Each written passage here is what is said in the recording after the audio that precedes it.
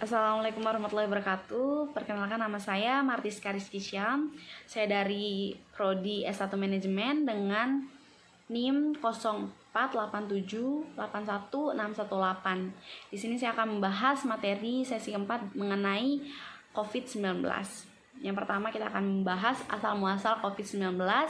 Yang kedua kita akan membahas pencegahan dan penanganannya. Yang ketiga fakta atau hoax yang beredar di masyarakat, serta yang keempat adalah bagaimana cara melakukan isolasi mandiri ketika kita menjadi pasien COVID-19 atau ada keluarga kita yang terpapar COVID-19.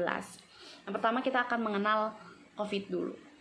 COVID adalah sebuah penyakit menular yang disebabkan oleh sebuah virus yang bisa dikenal dengan virus SARS-CoV-2 atau salah satu jenis coronavirus.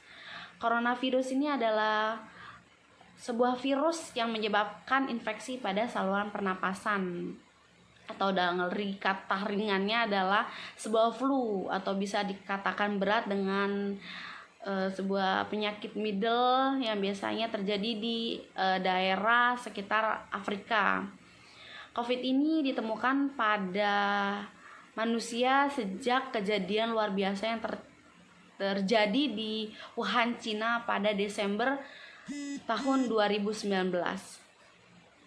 dan memasuki Indonesia itu ketika ada seorang turis dari Jepang yang terkonfirmasi terpapar COVID-19 ini pada tanggal 2 Maret 2020. COVID ini bermutasi dan memiliki banyak varian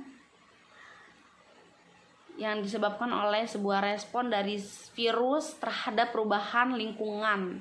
Berikut variannya adalah Alpha, Beta, Delta, dan yang terbaru adalah Omicron. Gejala atau tanda yang disebabkan virus COVID-19 ini umumnya adalah demam, batuk, kelelahan, sampai yang terjadi itu kehilangan rasa atau penciuman, namun bisa lebih parah ketika kita mengalami diari atau sakit kepala yang luar biasa. Bagaimana sih pencegahan atau penanganan kita terhadap COVID-19 ini? Yang pertama adalah kita selalu menjaga jarak aman kepada orang lain minimal 1 meter. Adalah kita menggunakan selalu masker, entah itu di ruangan publik ataupun di ruangan biasa, atau sebaiknya kita memilih ruangan terbuka dan berventilasi. Jadi jangan terlalu banyak kegiatan yang di dalam ruangan supaya sirkulasi udara yang kita dapat itu selalu baru. Karena sebenarnya COVID ini tertular melalui udara, dan kita harus selalu melakukan cuci tangan dalam kegiatan apapun yang kita lakukan rutin.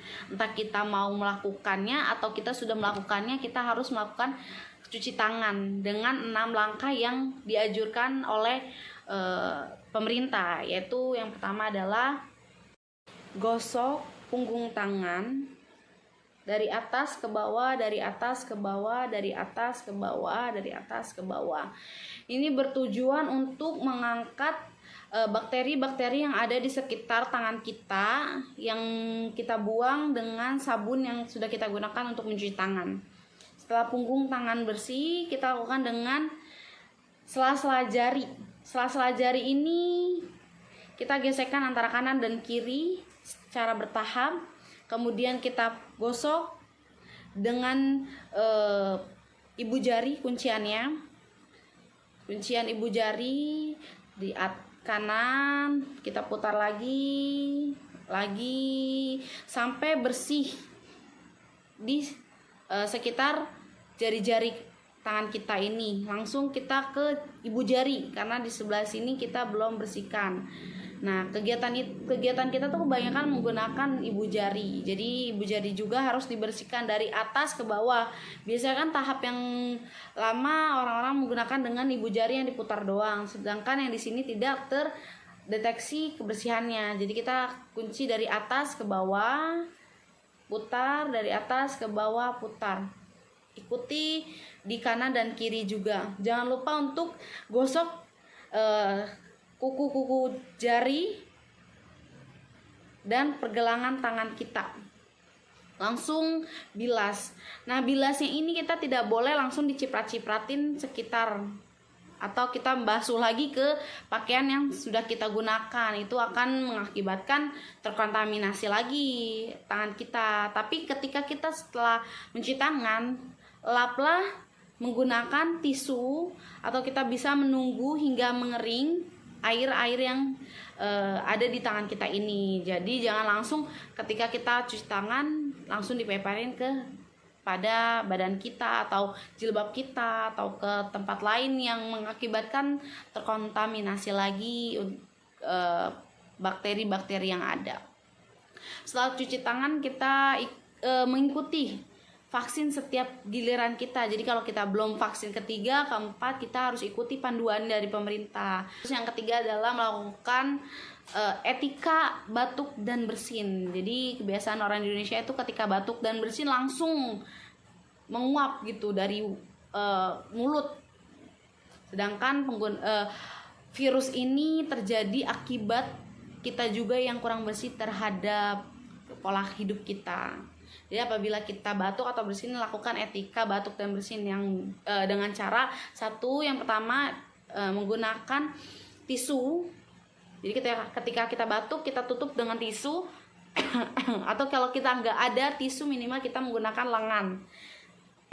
Jangan kita melakukan dengan jari tangan kita lagi, karena yang terjadi di masyarakat mengenai COVID ini, ada yang berbicara berendam air panas aja, atau berendam air panas sama uap dari pengering tangan aja membunuh COVID kok.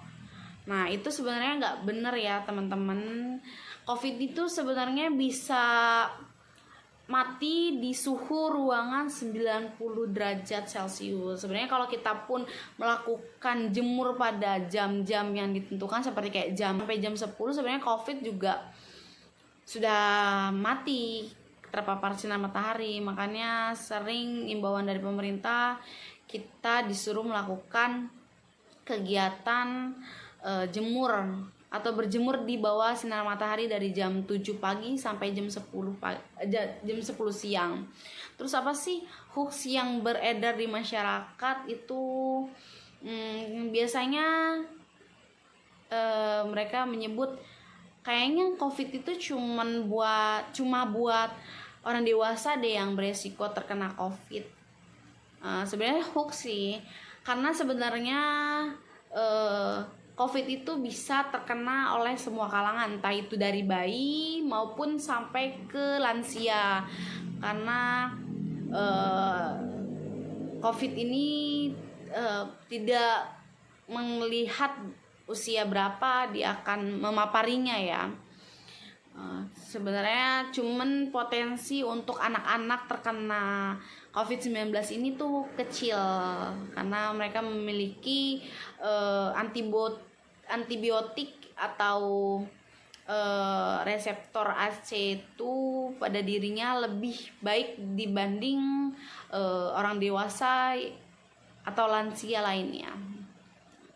Terus apa sih, bagaimana cara kita melakukan kegiatan isolasi mandiri ketika kita atau keluarga kita terpapar COVID-19 ini? Yang pertama, kita ketika ada keluarga kita nih yang tinggal sama kita terus terpapar, sebaiknya kita menjaga jarak dari dia 1 meter dan memberikan ruangan khusus untuk dia. Jadi mengkarantina dia atau mengisolasi dia dari rumah itu dengan 1 ruangan. Jadi dia hanya menggunakan 1 ruangan di dalam rumah itu. Jangan dia digabung di rumah itu. Karena kenapa? Karena kalau dia yang terpapar ketika digabung, malah 1 rumah yang akan kena semua. Jadi ketika ada keluarga kita yang terpapar COVID-19 ini, sebaiknya kita pisahkan ruangannya. Jadi dia mengkarantina dirinya dia sendiri di ruangan tersebut sampai keadaannya membaik. Terus yang kedua adalah sediakan ventilasi yang baik di dalam ruangan agar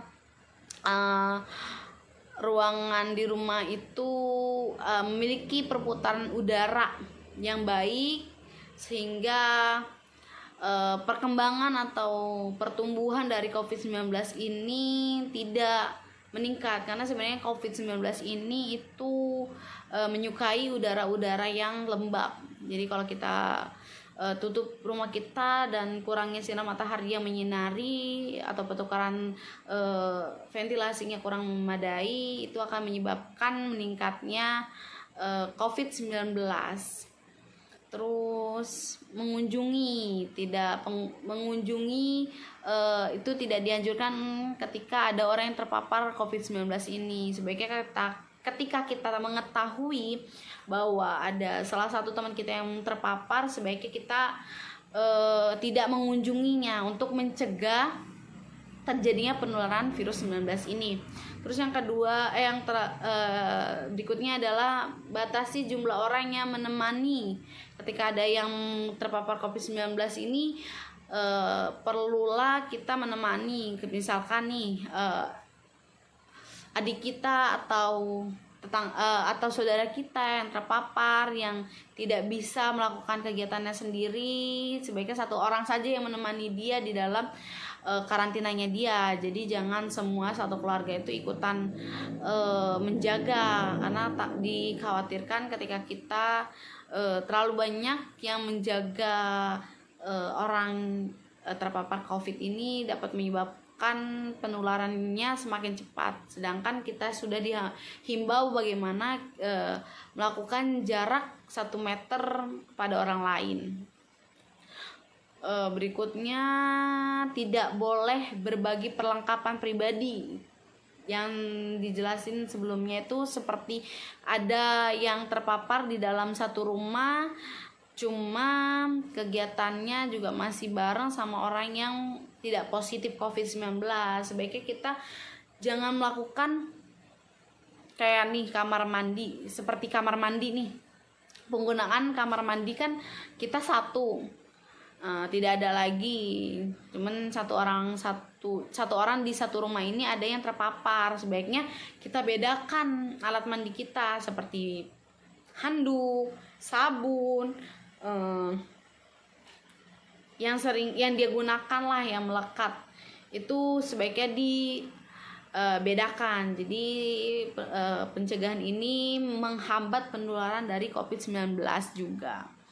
Orang di rumah harus melakukan cuci tangan yang benar, yang tadi saya jelaskan itu di 6 step, yaitu punggung tangan, sela-sela jari, ibu jari, kuncian jari, serta pergelangan tangan. Itu semuanya harus dibersihin karena kegiatan kita lebih banyak itu menggunakan tangan. Jadi sebelum kita melakukan aktivitas yang lain, sebaiknya kita membersihkan apa yang sebelumnya kita pakai. Apa yang sebelumnya kita gunakan. Misalkan nih, kita habis makan, kita bersihin dulu, cuci tangan dulu, lalu kemudian kita mau megang buku nih. Nah, terus kalau kita mau megang laptop, kita cuci tangan juga. Jadi itu menghalangi pertumbuhan COVID-19 ini. Lalu batuk dan bersin itu ditutup apabila kita tidak menemukan tisu di sekitar kita. Jadi etika bersin dan batuk itu harus kita gunakan supaya bisa menghambat pertumbuhan dari COVID-19 ini.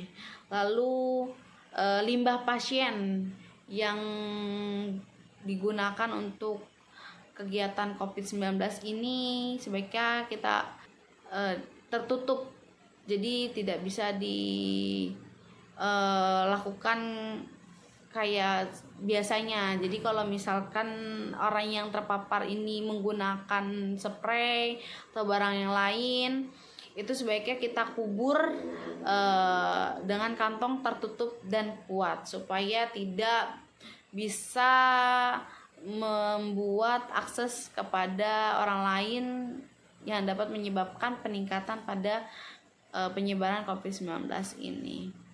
Nah, sekian dari saya mengenai COVID-19 ini. Sekiranya kurang lebihnya mohon maaf apabila ada penjelasan saya yang kurang mengenai teman-teman semua. Wabillahi wal hidayah. Wassalamualaikum warahmatullahi wabarakatuh.